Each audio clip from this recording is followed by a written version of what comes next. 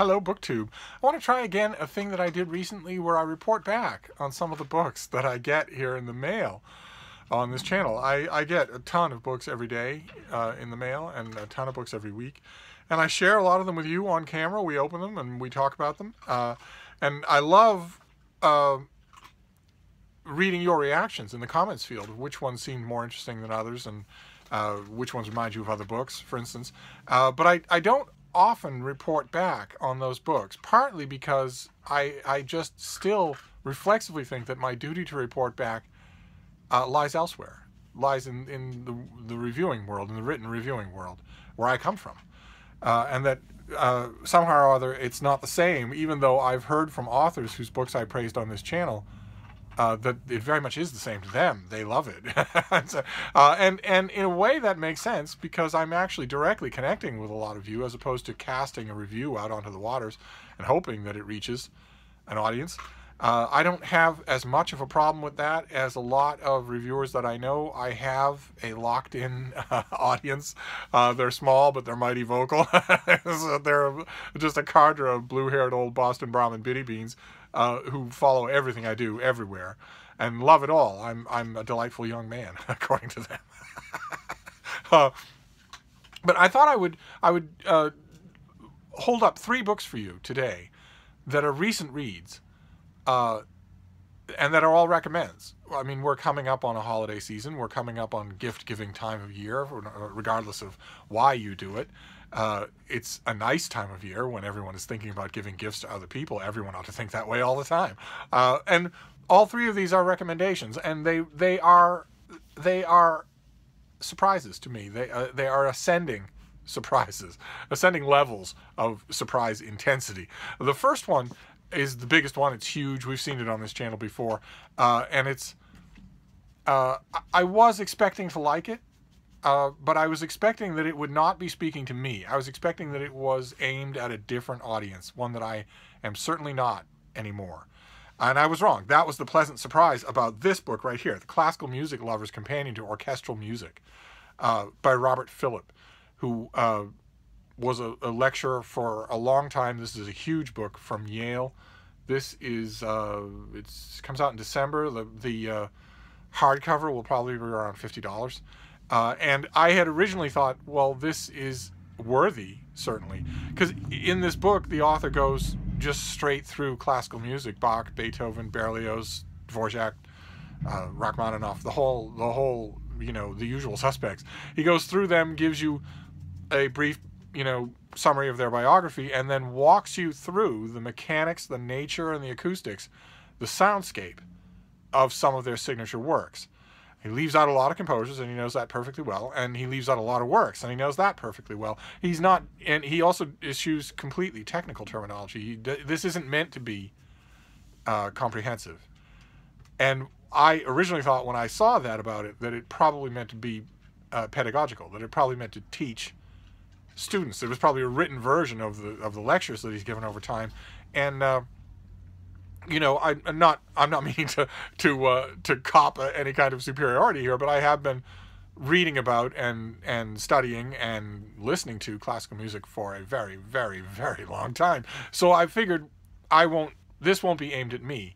Almost everything in here will be basic clarifications for people as an introduction to orchestral music. And it is that, but I was still wrong. This was still a bit of a surprise, because this is clearly a lifetime passion project. And there's passion in every one of the descriptions here. So all of the stuff, no matter how familiar it was to me, was completely carried along by the conviction of the author. I learned a lot.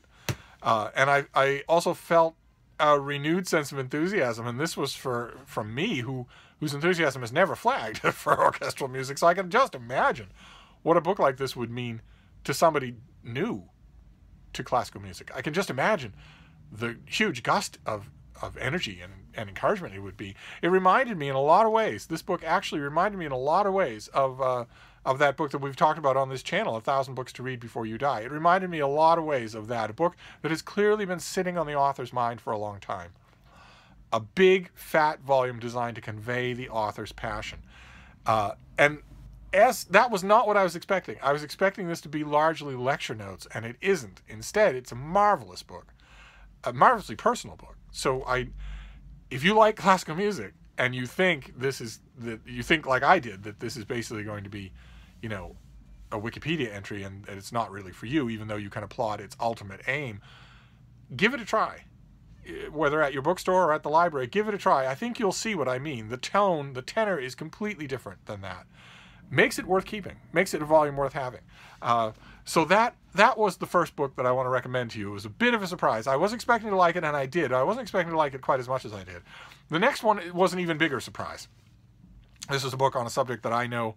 I know classical music fairly well. I know this subject as well as anyone. I know a lot about it. All of the primary sources, all the secondary sources, most of the scholarship, all of the ground. I have walked all of the ground. Most of the scholars that I read about have not. I know all of the sources in their original languages. Most of the scholars that I read do not. So when I get a new book on this subject, I kind of expect to be disappointed. I expect that, again, at the very best, I will read something like The Classical Music Lover's Companion and think, well, this isn't for me, but it might do someone some good. And that at worst, I will read, well, okay, you're just misunderstanding a lot on every page and it's getting annoying. And I think I might have even said something to that effect when I showed this book to you when I got it. And I was completely wrong. It is brilliant. And it's this. It's by F.S. Naden, and it's Soldier, Priest, and God, A New Life of Alexander the Great, that centers on the religious component of Alexander's life. Which I had never thought to do, and the publicity material and the author in his introduction say that no one's ever done that before. No one's ever written a book on that concentration before. And I could have sworn that every aspect of Alexander had been covered many times, but I'm having a hard time remembering when I have seen this so explicitly, so comprehensively, and so wonderfully done. Even though, you know, even if you don't know much about Alexander's biography, you'll still know that religion is intimately connected. His mother started claiming that he was divinely born, and he started to believe it. And you know, some of you might know that he took on the trappings of a pharaoh when he and his men went through Egypt, which is an explicitly religious thing to do, but all sorts of other things too. Once I started thinking about it, and this book got me thinking about it, I realized that it is actually an active component of Alexander's story, and that's fantastic in its own right. When a book on such a familiar subject can get you thinking about it in a new way, that's a gift. That is a gift.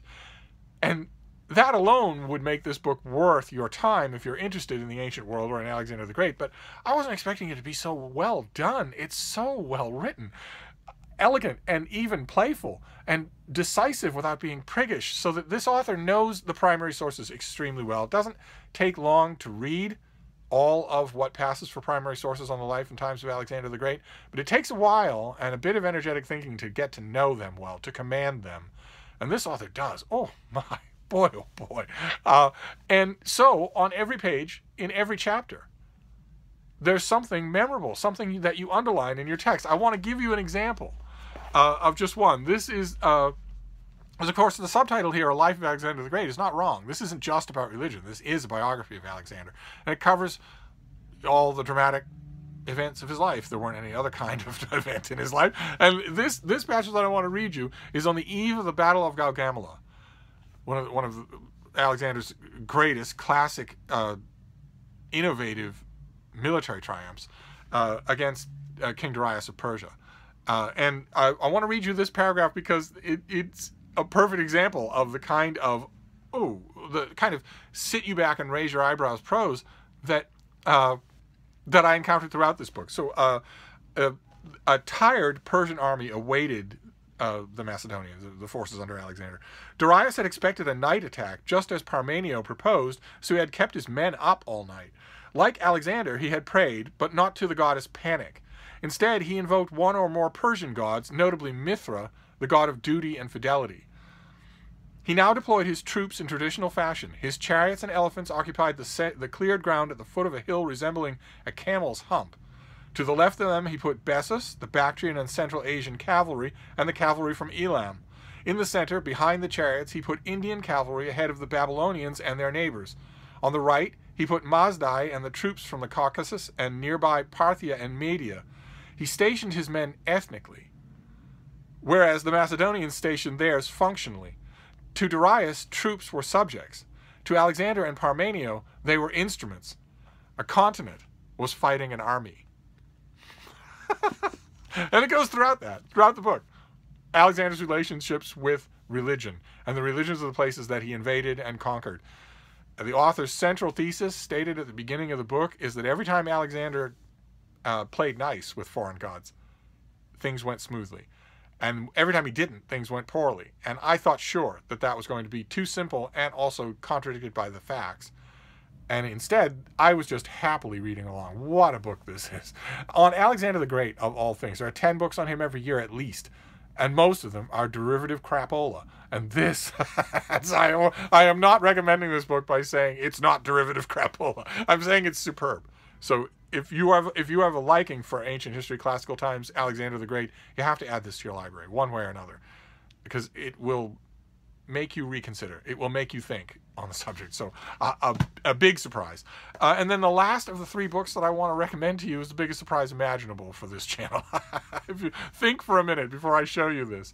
What's one kind of book, if you've been watching this channel, what's one kind of book that you can't imagine under any circumstances I would read and like? And if you said slim volume of poetry, you are correct. I read a slim volume of poetry. I think the date of it is, November. I read a slim volume of poetry, and I loved it. Loved it. It's a translated work. The title in English is Asymmetry, and the author is Adam Zagajewski. And this is translated from the Polish by, I think, Claire Kavanagh. Yes, by Claire Kavanagh. This is Asymmetry. There were 2 books published in 2018 with the title Asymmetry. Now I can report that one of them was good. And it's a slim volume of the author's poetry, his first collection in 5 years. And I know nothing about this poet. I knew nothing about his work. So I didn't know what to expect going in. And what I found was this wonderful, plangent sadness, just this multi-layered, thoughtful sadness, almost wintry, and just beautiful. Even in English translation, just beautiful. I can only imagine what this must be like in the Polish, which is a language with, let's put it mildly, a facility for sadness in its phrasing. I can just imagine what that must be like. But this, anyway, even in English, stopped me on every page. And believe it or not, I want to read you a poem by Adam Zagajewski. I want to read you, I'll just read you the first one in this collection. The collection ranges over all sorts of subjects, investigating the author's feelings right there on the page in largely formal, largely beautifully impeccable prose or verse stylings, rather than the kind of orthographic nonsense that we so often see in contemporary poetry. This is an actual poet, not someone who's trying to slam dance you into submission, or who's putting gibberish on the page and telling you, I dare you to call that gibberish. This is instead an actual poet in the line of Shea Heaney or W.S. Merwin, so people like that, actual poets, and they are out there. I know quite a few. I know one, a woman who's been a long-standing poet in Ireland, whose work is wonderful, and is exactly this way. Maybe more playful than this, but then again, I don't think you have to try very hard to be more playful than Adam Zagajewski. So let me read you this. This is a poem called Nowhere. It was a day nowhere, just after I got back from my father's funeral, a day between 2 continents. Lost, I walked the streets of Hyde Park, catching shreds of American voices. I belonged nowhere. I was free. But if this is freedom, I thought, I'd rather be a good king's, a kindly emperor's captive. Leaves swam against red autumn's current. The wind yawned like a foxhound. The cashier at a grocery store, nowhere. Couldn't place my accent and asked, where are you from? But I'd forgotten. I wanted to tell her about my father's death, then I thought, I'm too old to be an orphan. I was living in Hyde Park, nowhere. Where fun comes to die, as college students elsewhere said, a little enviously. It was a faceless Monday, craven, vague, a day without inspiration, nowhere. Even grief didn't take a radical shape. It strikes me that on such days, even Chopin would commit himself to, at best, to giving lessons to wealthy aristocratic pupils. Suddenly I remembered what Dr. Gottfried Benn, the Berlin dermatologist, said about him in one of my favorite poems. Quote, "When Delacroix expounded his theories, it made him nervous. He, for his part, could offer no explanation for the nocturnes." These lines, both ironic and tender, always filled me with joy, almost like Chopin's music itself. I knew one thing. Night, too, needed no explanation. Likewise pain. Nowhere. And that, I thought, was beautiful. Just lovely, even in English. That bell tolling the word nowhere to punctuate every time the narrator's thoughts begin to lift a little. Nowhere. Just sounds again in the poem because, as the author says, he's too old to be an orphan, and yet those are the feelings that he has, that he is nowhere now, that the things that rooted him to what he knew are now gone. The last of them is in the ground. And all throughout this book, this tiny little thing, I kept pausing, closing the thing, and just staring off into space to think about what the poem I'd just read. So, believe it or not, I am actually recommending a slim volume of poetry. Asymmetry is wonderful. Maybe not bouncy and happy, but wonderful. Absolutely wonderful. And there you have it. That is, I don't know, I still don't know if this experiment works, of me just talking about random books. I don't think I have it in me yet anyway, to hold up books in a segment like this and tell you that they stank. But I seem to be more comfortable holding up ones that I've read and liked. So that's what I'm doing in this one. As I want to show you, again, we'll make a Steve pile just as ordinary, although I don't know how ordinary these kinds of videos will be. So we have the Classical Music Lover's Companion to Orchestral Music. This is very, very good. If you're interested yourself, or if you think you know someone who might be, this is more than it appears. It's a wonderful volume. And then Soldier, Priest, and God, a new biography of Alexander the Great that concentrates on religion but covers everything, and does so eloquently, so wonderfully, that you won't care that you've read 80 million Alexander biographies. You won't care at all. You'll just keep reading this one. And lastly, a volume of contemporary poetry, translated from the Polish, Asymmetry, by Adam Zagajewski. So those are three just random recommendations of reporting back on 3 books that we saw on this channel. Although I don't think we saw the poetry one. But either way, I'll wrap this up for now. But those are strong recommendations. I'll list them down below, and I'll get back to other videos now, I guess. I still don't know what to do with this kind of video. Let me know what you think of it. If you want more of this, then let me know. But anyway, I'll wrap up for now. But I'll see you soon. Thank you, BookTube.